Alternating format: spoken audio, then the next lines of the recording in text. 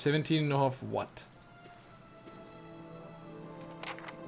The smell of pipe smoke, at once earthly and sweet, winds its way into your nostrils. Your eyes trace the smoke to its origin, where you find a broad man with a straw-colored hair leaning against a mossy rock wall, his pipe held to his lips with one meaty hand. He looks you directly in the eye, but his look not aggressive. He regards you with a peculiar smirk. 17 and a half. Well, could be 18, depending on how you count the dwarf woman. I'm sorry? The dwarf woman. You were trying to figure out whether to count her as a full person. I think you oughta. What? What a funny guy. What are you talking about? People hanging from the tree. 18 of them. Well, last I counted anyway. The tree's right behind you, dude. Is that what you people do for fun around here? Name's Eder. Though to the people around here, might as well be 19. I don't think I'd put you much higher than 22, 23 tops. You look like the sort that likes to get involved. What makes you think I was interested in the dwarf woman? He looks at you for a moment, his brow arched. His smirk broadens. I was smoking over here, saw you staring at her. Twice I refilled my pipe. You never so much as blinked. Your mouth was so slack I took you for a Radric at first. Okay, I'm not going to tell this guy that I'm a watcher because I just met him.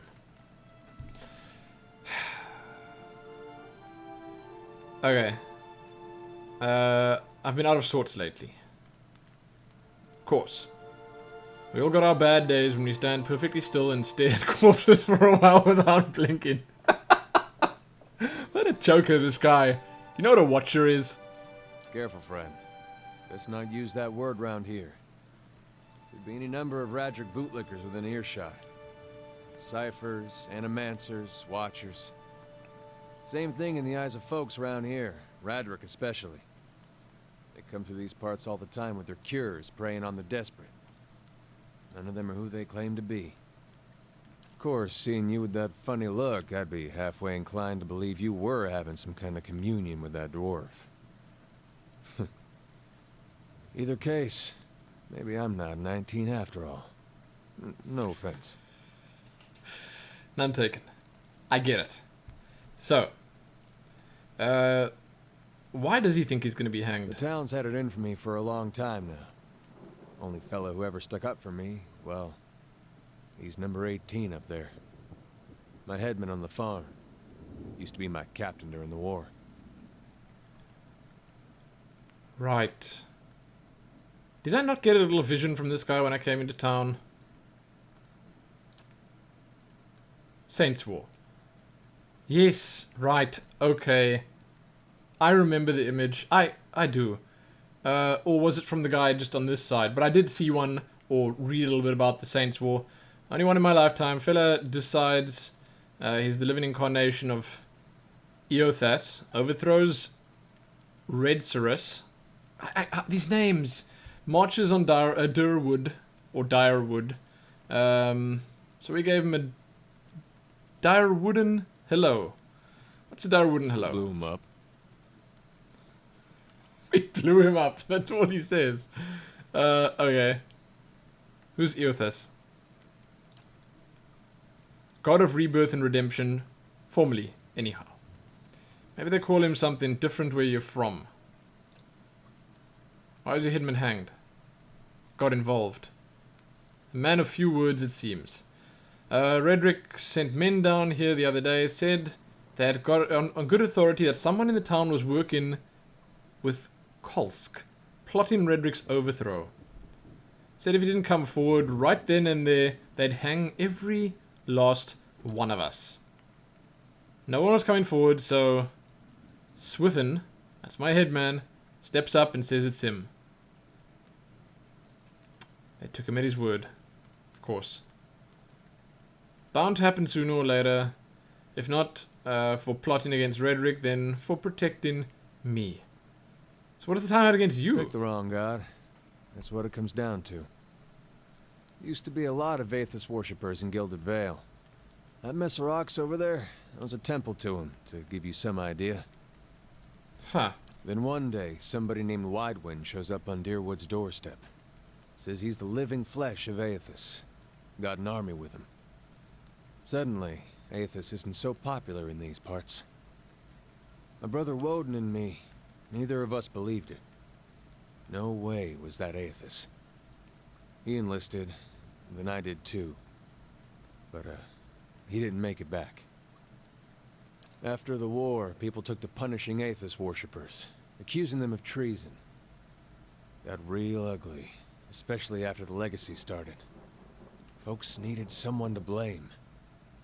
I was safe because I fought, but then this rumor starts that my brother, that he was on the wrong side. And I wasn't so safe anymore. Until my headman stepped in and said they'd have to hang him to get to me. That sucks. Seems that's no longer a concern. Of course, the townies don't do the hanging these days, but when Raedric's men come, they got no problem doing the pointing. Adolf glances at you and lowers his voice. You can see why I was eager to leave. Who's Kolsk? Someone got tired of all the hang-ins. He's on the run now, probably will be till they catch him. If you're next to be hanged, what are you still doing here? Drinking mostly, of course. Point of fact, I'm on my way out. Just haven't figured out where I'm going yet. Not a whole lot of places out there that don't think Waidwin's legacy started with Waidwin. Do I want to take him with? I guess I could. Is that a bow strapped to his back? We could travel together. I don't know. Do I want to take this guy with me? Look, I guess. Where are you headed? Someplace called Cade Noir.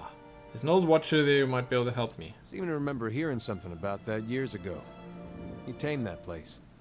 People would seek him out for all kinds of things. Troubles of the soul, questions for the departed.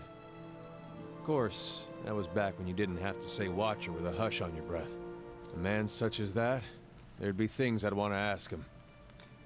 Don't know why I never thought of it before. Not sure how I feel about setting out with a stranger, and a strange one at that. But, truth be told, you might be the only one in town who wouldn't feel some relief seeing me swing from that tree. True enough. There's a fine reason if I've ever heard one. Alright then. Guess I'll do some sightseeing. As long as you're not the one picking the sights. Ha. Nice. Eh? Oh! Hey. Alright then. Okay. So, I did see the bow on his back. That's so cool. It's his weapon sets. I didn't know it worked like that. So I'm going to let him use the sword and board. Obviously, he's going to replace Kalisha. No one can really, truly, ever replace Kalisha, but he's fair of skin and hair. They got the same look about them. So why not? Why not? Okay. I wonder if I can equip, like, a crossbow on my back, so I can just look cool. Equip another bow or a crossbow or something on my back.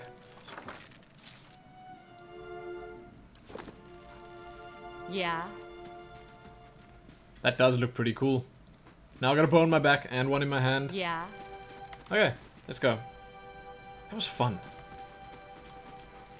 Seriously. It's kind of great that there is at least a good bunch of stuff that's voice acted as well. Pick that up. Nice and quiet. Get this one. Do I really have to go all the way around for that? Whole party's running around. Much good my run speed is doing me, with me stuck in a little Congo line. If I just run around again, this is great. Maybe I'm gonna go down here quickly. See what's in the remains of the temple. I don't know. I think it might be wiser to first just explore above the ground, because who knows, maybe there's someone down there that wants to talk to me and it's just gonna slow things down a whole lot. So if these people are so intolerant of literally everything, then is this a real person? The godlike dude standing here? Then why aren't they all up in arms about him? That's weird. And this? What is this? Ingrid's house. Not gonna go in anywhere yet. Let's just explore the outside first. Villagers. And this? Gimme. I must also check the recipe that I was given. Apparently by the dude in the inn. Despite the rains, these stalks feel as dry and stiff as a locust's husk. Nice and quiet.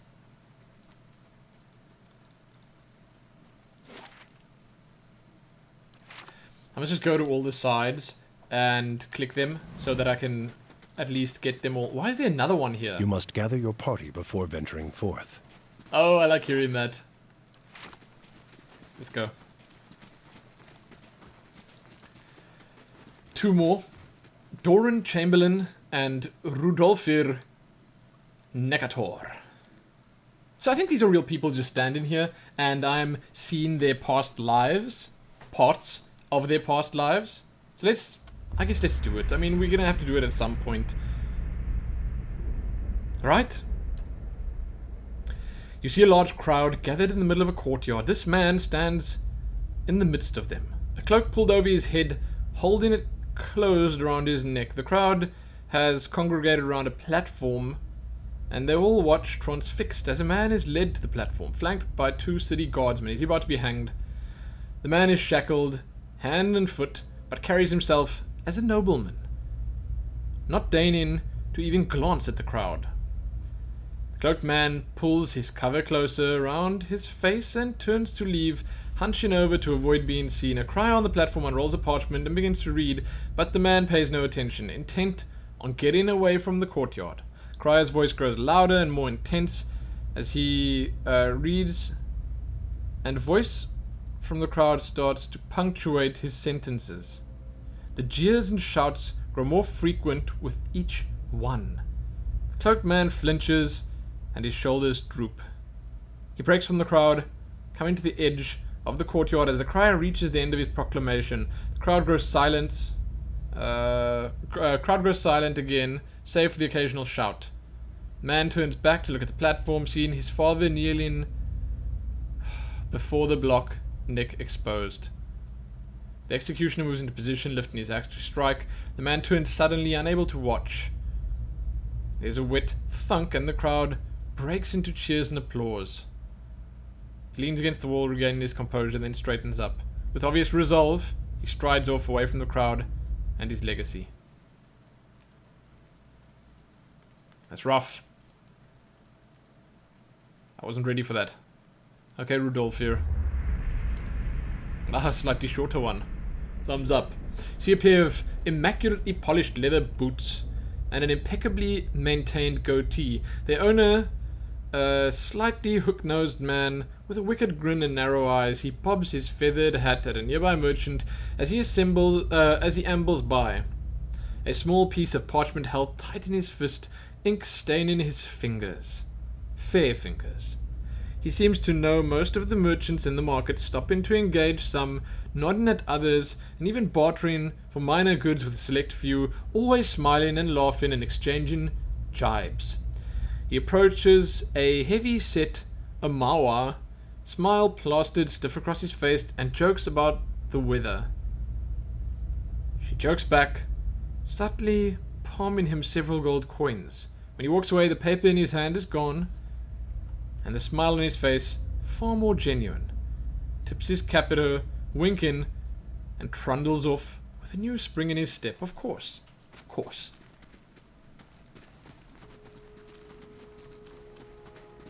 I wonder if this is not an exit here. This is, however, a roundabout route to somewhere. Still not an exit. This is all on the northern end, so it would all head back into Valewood. We're gonna go back to Valewood in, well, soon. Because we've got a big party now. And that bear needs to die. Shall I check the corner first? I can check the corner first, then proceed. I'll see what I can find.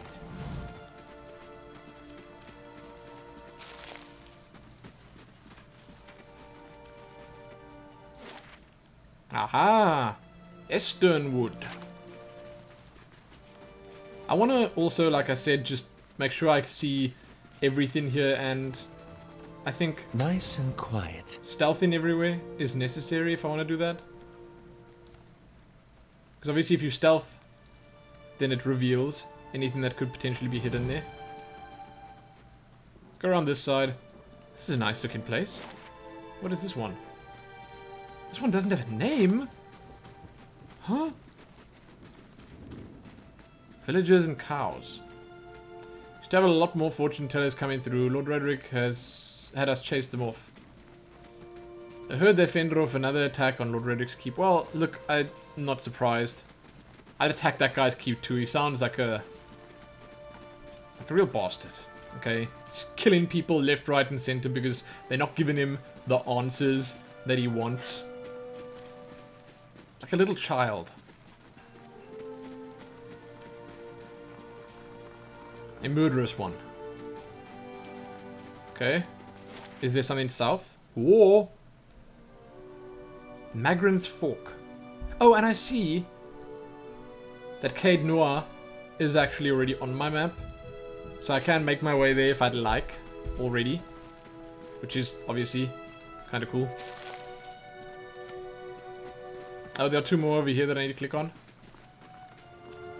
If you guys tell me you don't want to see me clicking on these guys and reading through all this stuff, then I'll reconsider.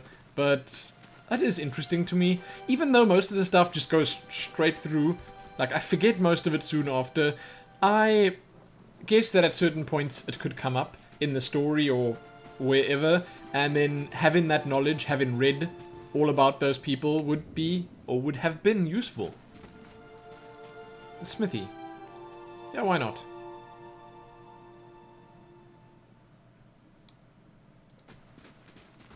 This is much larger than I thought it was, or would be.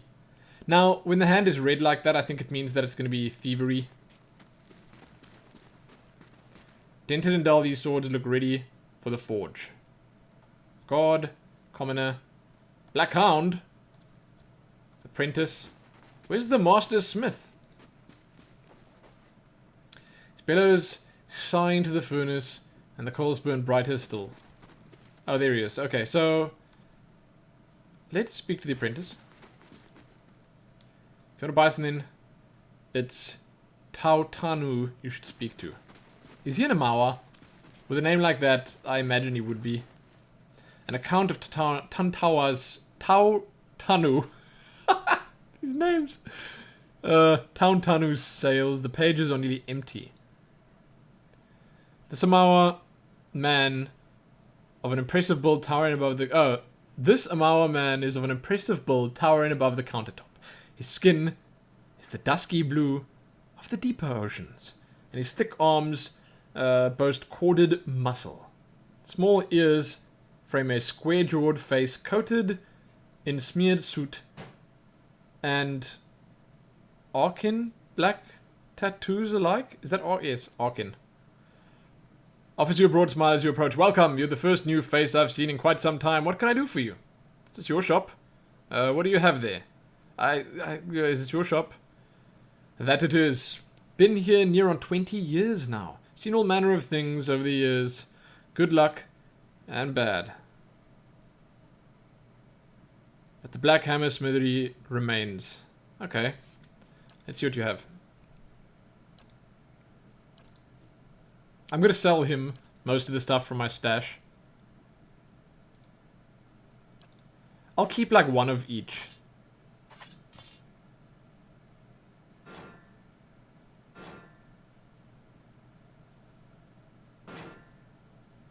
The bows I can get rid of. I'll keep one crossbow. Daggers. Like I said, just one of each should be enough. So that I can, if need be, re-equip someone. Change their set of weapons and armor. Club. I don't know if I'm going to need a club. Do I have one of each here? Are there any... Oh, there are a couple of axes. Anything else? Still duplicate? Stiletto. Let's sell that. Armor.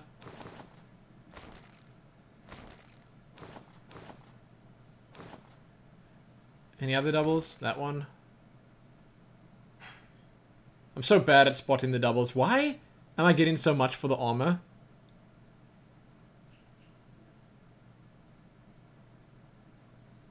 Wow.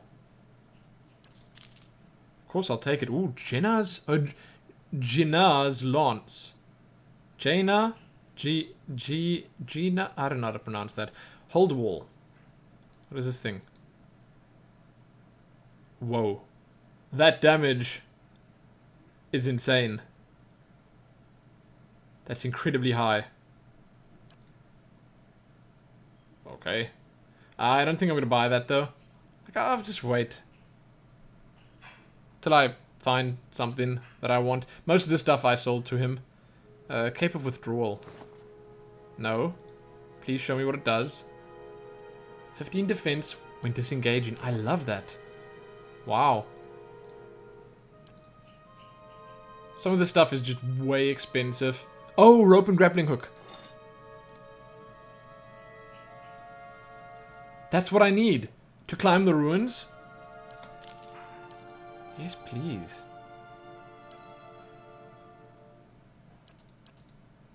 Okay. That was great.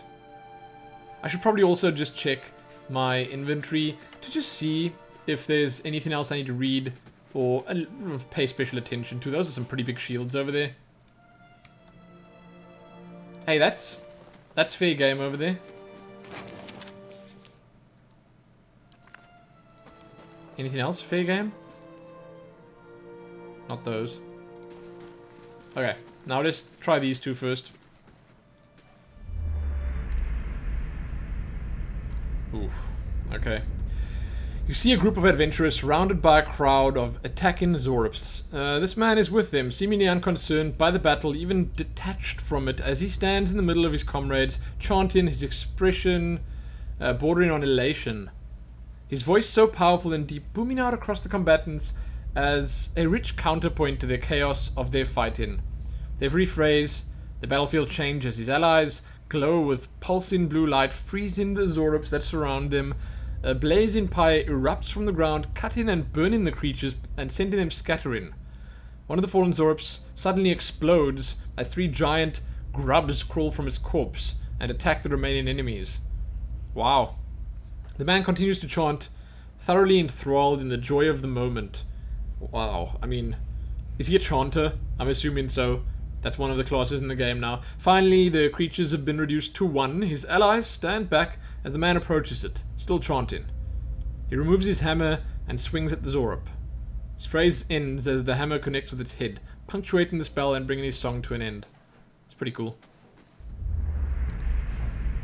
You see a man crouching, surreptitious and alone, a series of untamed shrubs, all that hides him from the vision ahead. His eyes are locked on a Delimgan, beautiful and terrible, eyes half-lidded as she hums. A bird with fantastic blue and orange plumage sits on her shoulder, trilling gently, and the man is entranced. Trembling, tentative, he stands, and the tranquility is broken by the bird's startled squawk. The Delimgan half smiles, beckoning with twig-like fingers. Is that like a forest lady type thing? She does not speak as he approaches. His mouth is dripping sounds of awe and admiration. She waits, coy and tempting, and with agonizing slowness he is before her. Then something changes.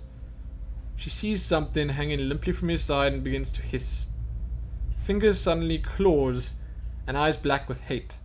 He has no time to reach for his axe or grimoire as she strikes, and just as soon as she strikes, she's gone. The only evidence of her existence is the shuddering wreck on the ground. He grabs at his grimoire nevertheless and begins to chant, but the words of a magical language of his own imagining, scribbled in a maniacal shorthand, ring hollow. And the silence continues unbated. He turns and shrugs at someone or something. But if there is something, you do not see it. It's so strange. Laying low. Okay. Yeah, so the rest of the stuff I can't check out. And we are done in here now. Which is fine.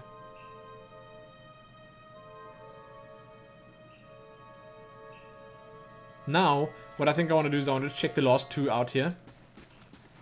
Were they down this way? Down here. This way. Here we go. Hugo. You see a room bright, warm, and covered in greenery. There isn't a spot in the entire space that doesn't have some kind of plant growing in it. Small, germinating seeds in a corner here. Large, sprawling vines climbing the walls there. Although most of the plants are actually in some kind of container, there's very few that have grown from the dirt floor itself. These are just as lovingly cared for as anything else in the room. This man wanders through the plants, smiling at each and every one, an old pipe clenched between his teeth. Stopping next to one, he touches a leaf, lifting it up to look at the underside, then gently rubs it between his fingers. Takes a small handful of the soil it grows in and crushes it with his fingers. Satisfied, he drops the soil back in the pot and continues to the next plant. He hums a low, cheery tune as he moves among the plants, occasionally stopping to sing a few words of something to one of them. Finally, he reaches the door. Having visited every plant in the room, he turns back to look at them, a look of serene pleasure on his face. Then he turns back and is gone. That's cool. See, that's the kind of story I like reading about. You see a group of people standing around a wagon transfixed on his sword as it swings in a large, graceful arc. This man holds the sword, passing it from hand to hand with relaxed ease, making the blade dance in front of his audience. He tosses it into the air, spins, then puts his arm behind his back to catch it. The crowd clapped excitedly, and a couple of them gasp. Certainly, they were about to see... certain they were about to see a tragedy. Man, that could really have been bad. A sword juggler or something. I thought for a second there that I was going to say... Because that's why I thought it was so short. I thought it was just going to end because the sword dropped on his head or something. Well, okay, so we've seen most of the town now.